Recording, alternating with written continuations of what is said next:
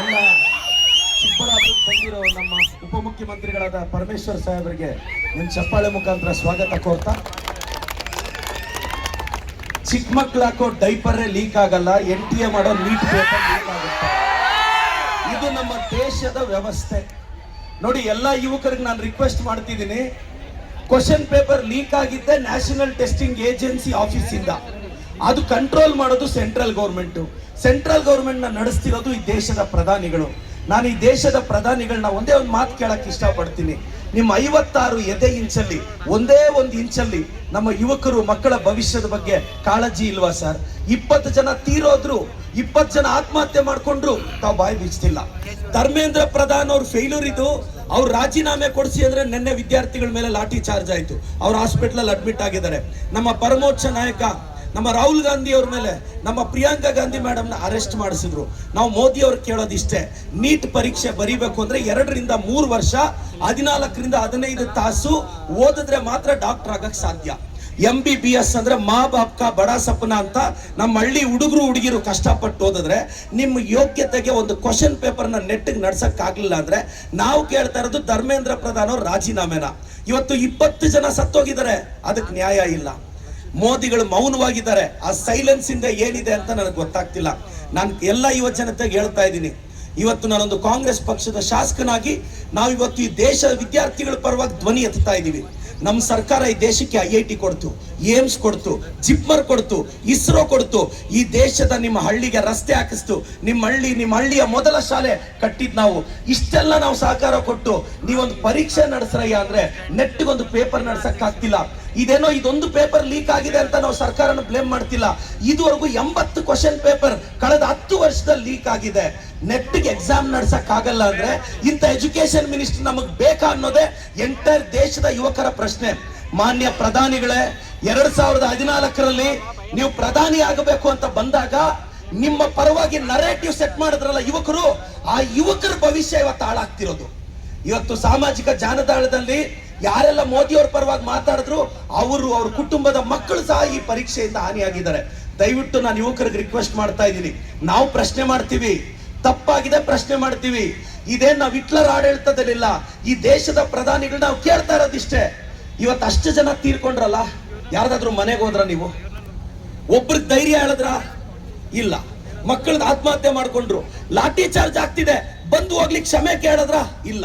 ಯಾಕೆ ಅಂದ್ರೆ ಸಾಮಾಜಿಕ ಜಾಲತಾಣದಲ್ಲಿ ಅವ್ರದ್ದೊಂದು ಅಂಧಭಕ್ತರ ಟೀಮ್ ಇದೆ, ಅವ್ರು ನಡೆಸ್ತಾ ಇದ್ದಾರೆ. ನಾನು ಯುವಕರನ್ನ ರಿಕ್ವೆಸ್ಟ್ ಮಾಡೋದಿಷ್ಟೇ, ನಾಳೆ ನೀನ್ ಕಷ್ಟಪಟ್ಟು 98 ಒಂದು ಎಕ್ಸಾಂಪಲ್ ಹೇಳ್ತೀನಮ್ಮ. ಫಸ್ಟ್ ನೀಟ್ ಎಕ್ಸಾಮ್ ನಡೀತು ಮೇ, ಎಷ್ಟೋ ಜನ ಸ್ಟೂಡೆಂಟ್ಸ್ 600 ಮಾರ್ಕ್ಸ್ ತೆಗೆದಿದ್ರು. ರೀನೀಟ್ ಪೇಪರ್ ಕಷ್ಟ ಬಂದ್ಬಿಡ್ತು. 600 ಮಾರ್ಕ್ಸ್ ಬಂದಿರೋ ಹುಡುಗ 450 ಬಂದ. ಸಾವಿರಾರು ಜನ ಹುಡುಗರು, ವಿಶೇಷವಾಗಿ ಕರ್ನಾಟಕದವರು, ಫಸ್ಟ್ ನೀಟ್ ಅಲ್ಲಿ ಸೆಲೆಕ್ಟ್ ಆಗ್ತಿದ್ರು, ಸೆಕೆಂಡ್ ನೀಟ್ ಅಲ್ಲಿ ಸೆಲೆಕ್ಟ್ ಆಗಲ್ಲ. ಯಾಕೆಂದ್ರೆ ಫಿಸಿಕ್ಸ್ IIT ಲೆವೆಲ್ ಕೇಳಿದಾನೆ. ಈ ಸಮಸ್ಯೆ ಯಾರಿಗೆ ಹೇಳ್ಕೊಳ್ಳೋದು? ನಮ್ ಚಿಕ್ಕಬಳ್ಳಾಪುರದ ಎಷ್ಟೋ ಜನ ಹುಡುಗರು 580 ತೆಗೆದಿದ್ರು ಫಸ್ಟ್ ನೀಟ್ ಅಲ್ಲಿ, ಇವತ್ತು 380 ಬರ್ತಿದೆ ಸೆಕೆಂಡ್ ನೀಟ್ ಅಲ್ಲಿ. ನಾರ್ತ್ ಇಂಡಿಯನ್ ಸಪೋರ್ಟ್ ಆಗ್ತಿದೆ, ಸೌತ್ ಇಂಡಿಯನ್ಸ್ಗೆ ನೀಟ್ ಪರೀಕ್ಷೆಯಿಂದ. ನಾವು ಕರ್ನಾಟಕ ಸರ್ಕಾರ ನಮಗ್ ನೀಟ್ ಪರೀಕ್ಷೆನೇ ಬೇಡ ಅಂತ ನಮ್ಮ ಸರ್ಕಾರ ಕ್ರಮ ತಗೊಂಡಿದೆ. ನಮ್ಮ ಮುಖ್ಯಮಂತ್ರಿಗಳು, ಉಪಮುಖ್ಯಮಂತ್ರಿಗಳು, ನಾವು ವಿದ್ಯಾರ್ಥಿಗಳ ಪರವಾಗಿದ್ದೀವಿ. ನಾವು ನಿಮ್ ಸಹಕಾರ ಕೇಳ್ತೀವಿ. ನೋಡಿ, ಒಬ್ಬರನ್ನ ಗೌರವಿಸ್ಬೇಕು, ಆರಾಧಿಸ್ಬೇಕು. ಹಾಗೆ ಅಂತ ಈ ದೇಶದ ಪ್ರಧಾನಿಗಳ ಬಗ್ಗೆ ಅಂಧಭಕ್ತಿ ಇರಬಾರ್ದು.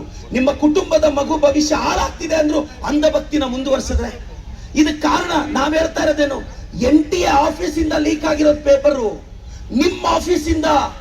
ಇದಕ್ಕೆ ಆನ್ಸರ್ ಮಾಡ್ಲಿಲ್ಲ ಅಂದ್ರೆ ನಿನ್ನೆ ಮೋದಿ ಅವರು ಒಂದು ಸಂದೇಶ ಸಾರ್ತಾರೆ, ಪೇಪರ್ ಲೀಕು ಎಲ್ಲರ ಜವಾಬ್ದಾರಿ ಅಂತಾರೆ. ಅಲ್ಲ ಸರ್, ಮೇರೆ ಪ್ಯಾರೆ ದೇಶವಾಸಿಯೋ ಅಂತ ಕರೆದ್ರಿ. ಎಲ್ಲಿ ಸರ್ ಈ ಪ್ಯಾರೆ ಯುವಕರ ಬಗ್ಗೆ ಒಂದೇ ಒಂದು ಲೈನ್ ಮಾತಾಡ್ಲಿಲ್ಲ. ಯೋಚನೆ ಮಾಡಿ, ಕಾಮನ್ ಸೆನ್ಸ್ ಇಂದ ಯೋಚನೆ ಮಾಡಿ. ನಾವು ಪಕ್ಷಾತೀತವಾಗಿ ಫೈಟ್ ಮಾಡ್ತಿದ್ವಿ, ನಿಮ್ಮೆಲ್ಲರ ಸಹಕಾರ ಇರಬೇಕು. ನಾಳೆ ಬೆಳಗ್ಗೆ ನಿಮ್ಮ ಅಣ್ಣನೋ ಅಕ್ಕನೋ ತಂಗಿನೋ ಡಾಕ್ಟರ್ ಆಗ್ಬೇಕು ಅಂತ ಕನಸು ಕಾಣ್ತಾರೆ, ಇಲ್ಲ ನಿಮ್ಮ ಮಕ್ಕಳೇ ಡಾಕ್ಟರ್ ಆಗ್ಬೇಕು ಅಂತ ಕನಸು ಕಾಣ್ತಾರೆ. ಪೇಪರ್ ಲೀಕ್ ಆಗಿ ನಾಳೆ ಹೆಚ್ಚು ಕಡಿಮೆ ಮಾಡ್ಕೊಂಡ್ರೆ ನಿಮ್ ಕುಟುಂಬ ಬೀದಿಗೆ ಬರಬಾರ್ದು. ಬಾಬಾ ಸಾಹೇಬ್ ಅಂಬೇಡ್ಕರ್ ಆದರ್ಶಗಳನ್ನ ನಂಬಿಕೊಂಡು ನಿಮ್ಮಂತ ನನ್ನಂತ ಯುವಕರು ಈ ದೇಶದಲ್ಲಿ ರಾಜಕಾರಣದಲ್ಲಾಗ್ಲಿ, ನಾನು ನೀಟ್ ಎಕ್ಸಾಮ್ಗೆ ಪಾಠ ಮಾಡ್ತೀನಿ. ಪ್ರತಿ ವರ್ಷ 700-800 ಜನ ಡಾಕ್ಟರ್ಸ್ ಆಗ್ತಾರೆ. ಒಂದು ಸ್ಟೂಡೆಂಟ್ 3 ವರ್ಷ ಓದಿದ್ಮೇಲೆ ಸೀಟ್ ಆಗ್ಲಿಲ್ಲ ಅಂದ್ರೆ ಸತ್ತೋಗ್ಬಿಟ್ರೆ ಯಾರ ಜವಾಬ್ದಾರಿ? ದಯವಿಟ್ಟು youngsters, youths are not useless but you are usedless. ನಿಮ್ ಜೊತೆ ನಾವಿದ್ದೀವಿ, ಈ ಕಾರ್ಯಕ್ಕೆ ಕೈ ಜೋಡಿಸಿ ಅಂತ ನಾನು ನಿಮ್ಗೆ ರಿಕ್ವೆಸ್ಟ್ ಮಾಡ್ತೀನಿ. Baba Saheb Ambedkar K Baba Saheb Ambedkar K, Baba Saheb Ambedkar K ಜೈ ಭೀಮ್. ಈ ಊರಿಗೆ ಬಂದಿದ್ದೇನೆ. ತಾವೆಲ್ಲ ಇಲ್ಲಿ ಪ್ರತಿಭಟನೆ ಮಾಡ್ತಾ ಇದ್ದೀರಿ ಅಂತ ಕೇಳಿದ ಮೇಲೆ ನಾನು ಕೂಡ ನಿಮ್ಮ ಜೊತೆಯಲ್ಲಿ ಧ್ವನಿಗೂಡಿಸ್ಬೇಕು ಅಂತೇಳಿ ನಾನು ಇಲ್ಲಿ ಬಂದಿದ್ದೇನೆ. ನಮಗೆಲ್ಲ ಶುಭವಾಗ್ಲಿ. ಬಹಳ ಜನ ವಿದ್ಯಾರ್ಥಿನಿಯರಿದ್ದೀರಿ. ನಿಮ್ಮ ಭವಿಷ್ಯ ಬಹಳ ಮುಖ್ಯ ನಮಗೆ. ಯಾವುದೇ ಸರ್ಕಾರ, ಕಾಂಗ್ರೆಸ್ ಪಕ್ಷದ ಸರ್ಕಾರ ಯಾವತ್ತೂ ಕೂಡ ನಿಮಗೆ ಭವಿಷ್ಯವನ್ನ ಕಟ್ಟಿಕೊಡ್ತಕ್ಕಂಥ ಕೆಲಸ ಮಾಡ್ತಾ ಇದೆ. ಇವತ್ತು ರಾಜ್ಯ ಸರ್ಕಾರ, ಮಾನ್ಯ ಮುಖ್ಯಮಂತ್ರಿಗಳು ಶಿವಕುಮಾರ್ ಆಗಲಿ ಅಥವಾ ನಾನಾಗ್ಲಿ, ನಮ್ಮ ಸರ್ಕಾರ 72,000 ಉದ್ಯೋಗಕ್ಕೆ ಇವತ್ತು ರೆಕ್ರೂಟ್ಮೆಂಟ್ಗೆ ನಾವೀಗಾಗಲೇ ನೋಟಿಫಿಕೇಶನ್ ಹೊಡಿಸ್ತಾ ಇದ್ದೇವೆ. ನಿಮ್ಮ ಭವಿಷ್ಯ ಬಹಳ ಮುಖ್ಯ. ಯಾರು ಡಿಗ್ರಿ ಮಾಡಿದ್ದಾರೆ, ಯಾರು ಇಂಜಿನಿಯರಿಂಗ್ ಮಾಡಿದ್ದಾರೆ, ಯಾರು ಮೆಡಿಕಲ್ ಮಾಡಿದ್ದಾರೆ, ಯಾರು BA BSc ಮಾಡಿದ್ದಾರೆ, ಅವರಿಗೆ ಕೆಲಸ ಕೊಡ್ತಕ್ಕಂಥದ್ದು ನಮಗೆ ಬಹಳ ಮುಖ್ಯ. ಅದಕ್ಕಾಗಿ ಮೊದಲನೆಯ ಕಂತು ಇವತ್ತು 72,000 ಹುದ್ದೆಗಳಿಗೆ ಪ್ರಕಟಣೆಯನ್ನ ಮಾಡಿದ್ದೇವೆ. ಮುಂದೆ ಭವಿಷ್ಯದಲ್ಲಿ ಇನ್ನೂ ಹೆಚ್ಚಿನ ರೆಕ್ರೂಟ್ಮೆಂಟ್ಗಳನ್ನು ಸರ್ಕಾರದ ವತಿಯಿಂದ ಮಾಡ್ತೇವೆ ಅಂತಕ್ಕಂಥ ಭರವಸೆ ಮಾತನ್ನು ಕೂಡ ನಾನು ಈ ಸಂದರ್ಭದಲ್ಲಿ ಹೇಳ್ತೇನೆ. ನಿನ್ನೆ ತಾನೇ ಪರಿಶಿಷ್ಟ ಜಾತಿ ಜನಾಂಗದ ವಿದ್ಯಾರ್ಥಿಗಳು ನನಗೆ ಒಂದು ಮೆಮೊರಾಂಡಮ್ ಅನ್ನ ಕೊಟ್ಟರು. ನಮಗೆ ಬ್ಯಾಕ್ಲಾಗ್ ಹುದ್ದೆಗಳನ್ನ ನೀವು ಕೊಡಿಸ್ಬೇಕು ಅಂತಕ್ಕಂಥ ಬೇಡಿಕೆಯನ್ನ ನನ್ನ ಮುಂದೆ ಇಟ್ಟರು. ಅವರಿಗೂ ಕೂಡ ನಾನು ಭರವಸೆಯನ್ನು ಕೊಟ್ಟಿದ್ದೇನೆ. ಯಾರು ಪರಿಶಿಷ್ಟ ಜಾತಿ ಜನಾಂಗ, ಹಿಂದುಳಿದ ಸಮುದಾಯ, ಅಲ್ಪಸಂಖ್ಯಾತರು, ಯಾರು ವಿದ್ಯಾವಂತರಿದ್ದಾರೆ, ಅವರಿಗೆ ನೌಕರಿಯನ್ನು ಕೊಡ್ತಕ್ಕಂಥದ್ದು ನಮ್ಮ ಆದ್ಯ ಕರ್ತವ್ಯ ಅಂತ ಹೇಳಿ ನಾವು ಭಾವಿಸ್ಕೊಂಡು ಇವತ್ತು ಸರ್ಕಾರ ರಿಕ್ರೂಟ್ಮೆಂಟ್ ಅನ್ನ ಮಾಡ್ತಾ ಇದೆ ಎನ್ನುವಂತ ಮಾತನ್ನ ತಮ್ಮ ಮುಂದೆ ಹೇಳ್ತಾ, ತಮಗೆಲ್ಲ ಶುಭವಾಗ್ಲಿ, ಈ ಹೋರಾಟ ಹೀಗೆ ಮುಂದುವರಿಯಲಿ ಅಂತಕ್ಕಂಥ ಮಾತನ್ನು ಹೇಳಿ ನಾನು ನನ್ನ ಮಾತಿಗೆ ವಿರಾಮ ಹೇಳ್ತೇನೆ. ನಮಸ್ಕಾರ. ಜೈ ಹಿಂದ್, ಜೈ ಕಾಂಗ್ರೆಸ್.